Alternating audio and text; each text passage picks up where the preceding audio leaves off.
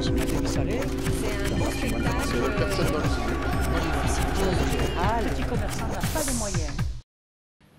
Monsieur Sarkozy a annoncé ce remaniement il y a 6 mois. Depuis cette date, la France n'est pas gouvernée. Les ministres ont été, on le sait, plus intéressés à l'avenir de leur poste qu'à l'avenir des Français. Et ce soir, je fais le même constat, je pense que tous les Français, tout cela pour ça. Après tant de mise en scène, évidemment, le résultat des courses apparaît comme, c'est le moins qu'on en puisse dire, mince. Hein, on est plus près du rien que du grand chambardement. Le président de la République, le Premier ministre disent on ne change rien, au contraire, on donne un coup de barre à droite.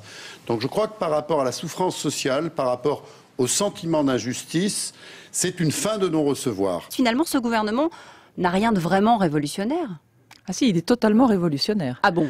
Le principe de la révolution, comme expliqué brillamment par Jean-Louis Bourlange, c'est que vous faites un tour complet à 360 degrés. Donc on est revenu aux fondamentaux, le RPR, le sarkozysme, non, la fermeture de l'ouverture? On est surtout revenu à l'impératif de la solidité, du professionnalisme, il n'y a pas de place pour l'improvisation. L'ouverture, c'était bidon. Moi, j'ai toujours pensé que c'était une démarche stratégique. Je n'ai jamais cru que c'était bidon, sinon je n'aurais pas constitué la gauche moderne. Est-ce que c'est le changement dans la continuité pour vous? C'est la continuité dans le rétrécissement. La continuité, elle est représentée par François Fillon et beaucoup de ministres qui étaient déjà dans le précédent gouvernement. Mais il y a un rétrécissement. Le centre, ou ce qu'il en restait, notamment à travers la personnalité de Jean-Louis Borloo, est maintenant en dehors.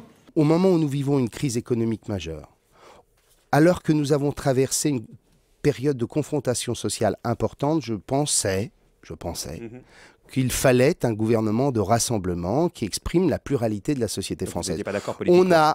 On a un gouvernement, et je le regrette, un gouvernement de contraction autour d'une base UMP et j'allais dire RPR. Vous voyez simplement que le numéro 2 du gouvernement, Alain Juppé, l'ancien patron du RPR. Le numéro 3 du gouvernement, Michel Liot-Marie, l'ancien RPR. On va voir ça. Oui, enfin, j'ai entendu un message radicalement différent en 2007 où il fallait au contraire avoir un gouvernement qui soit à l'image de la pluralité de la société française.